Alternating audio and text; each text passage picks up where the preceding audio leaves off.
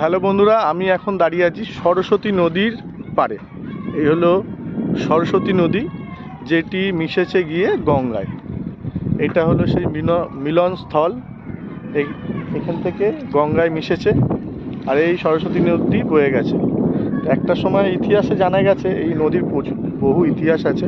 তো একটা সময় উপনিবেশের সময় এখানে এই নদীতেই জাহাজ চলতো। তো সেই নদী এখন অনেক সংকীর্ণ হয়ে গেছে। তো এই গঙ্গার সঙ্গে মিলছে, তো ত্রিবেণীতে এই যুক্ত হচ্ছে।